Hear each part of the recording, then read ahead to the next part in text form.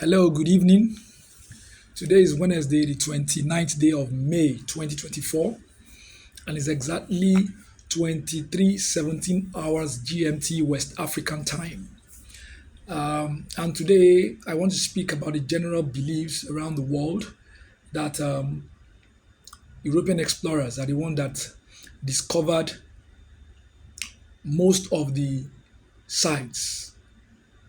By site, I mean mountains, rivers, falls, and in other cases, continents, that they are the ones that discover these places around the world.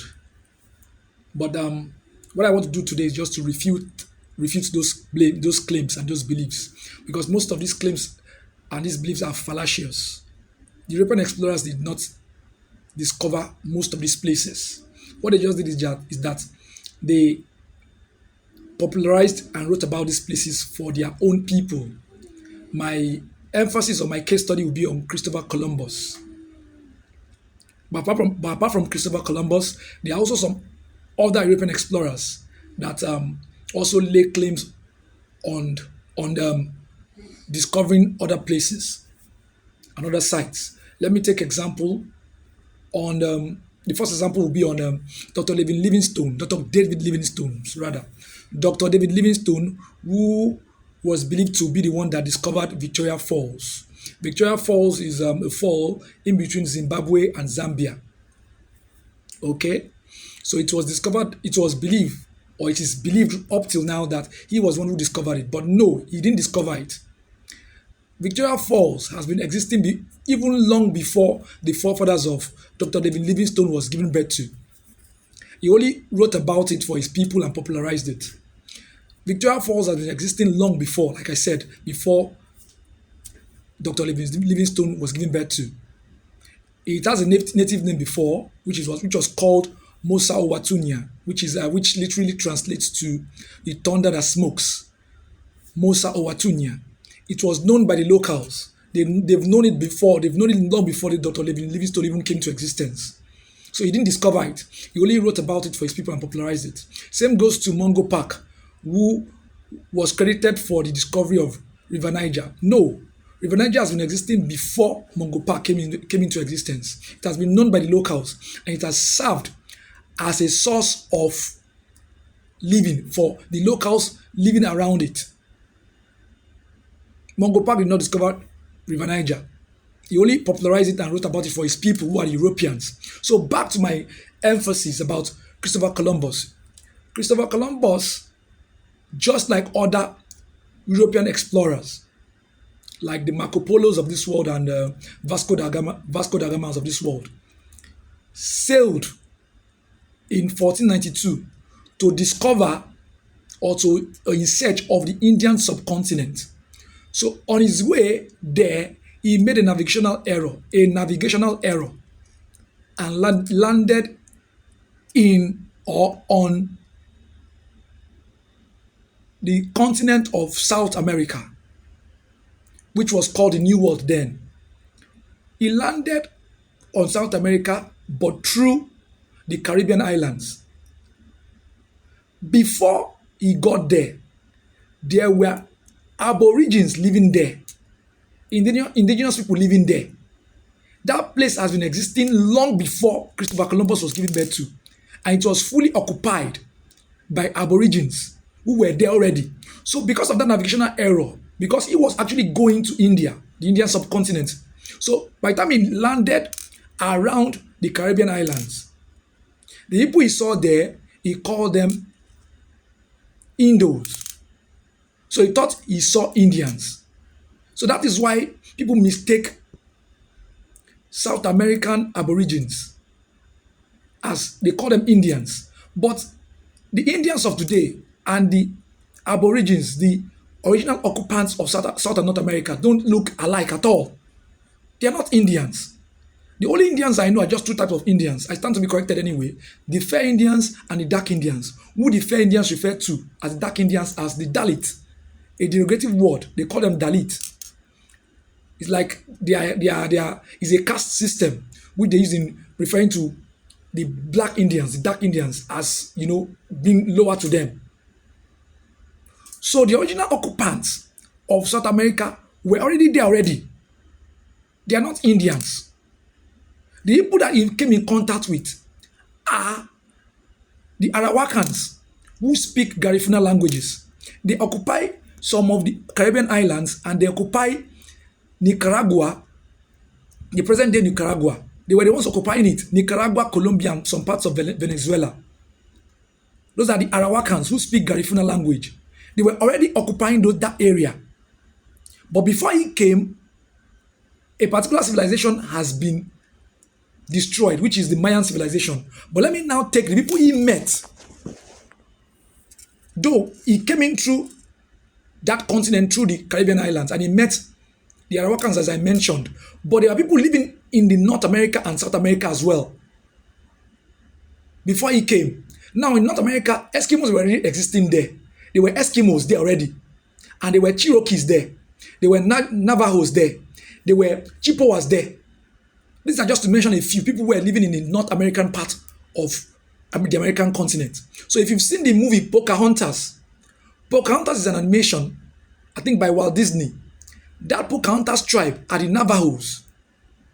And if you notice, there's a particular white guy that came in there who was called John Smith, who that one lady or one girl in the Pocahontas tribe was actually dying for.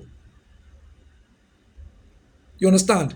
That particular guy, that white guy that came in through that came in contact with those Pocahontas, that Pocahontas tribe, is a depiction of how the Europeans came into America. The Pocahontas tribe, that particular tribe, they are called the Navajos. Then you have the Chippewas as well. Like I said earlier on, I just mentioned about 4 who are occupying the North American part of the continent. Then for the Southern American part, you have the Aztecs, you have the Mayans. If you've seen the movie, I think Apocalypto or Apocalypse by Mel Gibson, that particular tribe was about the Mayan civilization. The people who kidnapped the other tribe and were using them for rituals, cutting off their heads or taking off their hearts rather. Those are the Mayan tribes occupying Mexico, and the Aztecs occupying Mexico as well. So there are other ones also occupying other parts of South America.